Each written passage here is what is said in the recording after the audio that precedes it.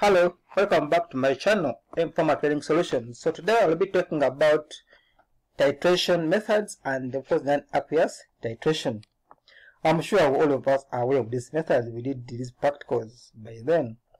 Now, post-titration is an analytical technique which allows the quantitative determination of a concentration of an unknown substance using a standard solution. Of course, titration is a fast analytical technique. It is cheap to perform, robust. However, we use it non-selective and requires a lot of reagents. And also, in case it's not automated, because it is tedious to calculate. We remember them. Analyte, titrant, these ones we know the definition. The analyte is in the burette, and the titrant is in the standard solution. Types of titration: we have acid-base. These are aqueous and non-aqueous. Redox, iodometric, iodometric. And I remember in inorganic pharmaceutical chemistry, when we're talking about assay, we would refer to them. That iodometric, complexometric, geometric, or more of all had. So we shall explain those ones in the preceding presentations. Now, which reagents are used? Of course, we use a standard solution whose concentration is known. We have a primary standard. This is highly pure chemical compound, and this standardized other solution for use in titration, such as potassium phthalate. We also have secondary standards, such as a chemical whose purity has been determined by another substance for use in titration, such as sodium thiosulphate. This one will be used in iodometric, HCl, and sulfuric acid. So, of course, equivalence point. This is a point where a sufficient titrant has been added to be stoichiometrically equivalent to the amount of analyte, and of course, it can be detected using color change or by electric conductivity. And aqueous titration, of course, as I explained in pKa and acids, I talked about water, because water can behave both as weak acid and both as a weak base.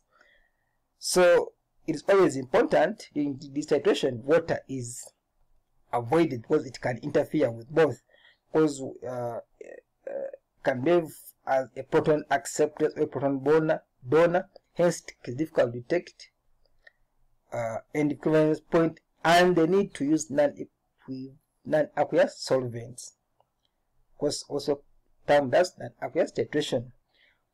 Which are these types of solvents used? We have aprotic solvents. This one determines stoichio. The aprotic solvents, such as chloroform, benzene, these are the inert solvents.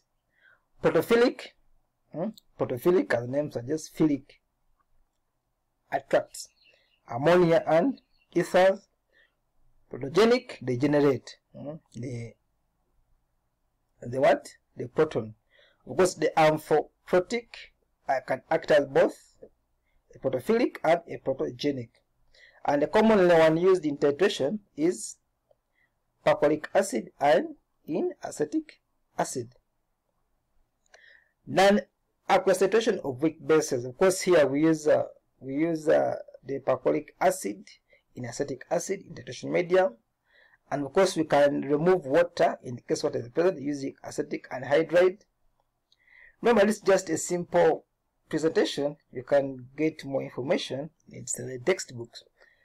Indicators used, we have oracet blue, quinine red, crystal violet, which is applied in assay of adrenaline, metronidazole, codeine, chlorhexidine, and those other drugs.